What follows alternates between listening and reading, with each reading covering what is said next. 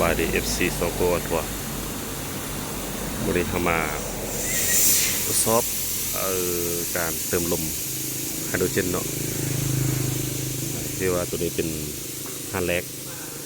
เขาแควกไซบุรีเขานี่เลยนี่หาหน่อยกันยางตั้งอยู่บ้านซิมคุณมาไปจัดการเปลี่ยนเป็น4 ล้อทรงนี้ทรงโปรโมชั่นจ่ายรายปีเนาะเปลี่ยน1 เส้นกีบเติมฟรี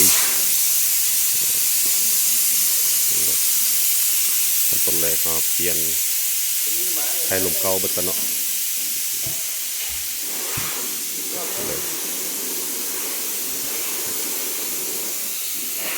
ไทยลมเก่าเบิดเลยเบิด4 ล้อเลยเบิด4 ล้อมาทดสอบเบิ่งเนาะว่ามันสิเป็นอะไรตามการพิสูจน์ว่าคักแต่ถ้าอย่างบ่ฮอนเนาะการเติมลมไฮโดรเจนในอย่างสิบ่ฮอน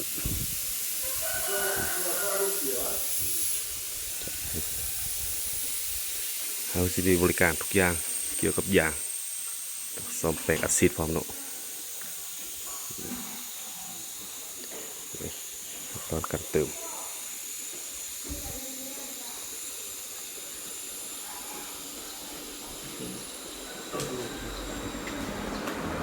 ดูตรงนี้เนาะ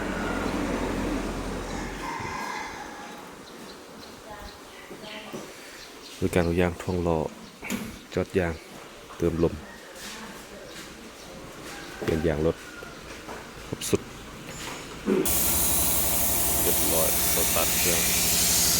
ทดสอบกดหลายขั้นตอนเนาะหลายขั้นตอนเนาะ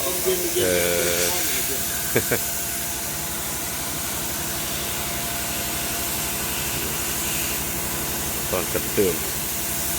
เย็นวะดูน้ำเขาเบิดกันก่อนเย็นแล้วคือน้ำแอร์เนาะ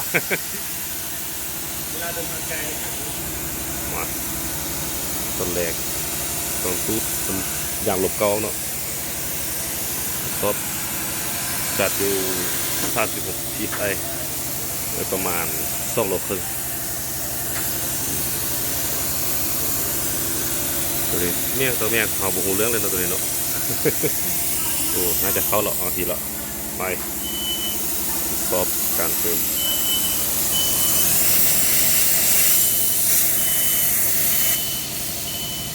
ในแบบเขา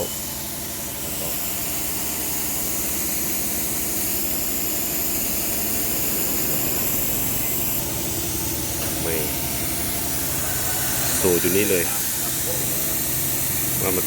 ขึ้นได้จากโลเนาะลมมันคือเติมขึ้นมาเลยเลยก็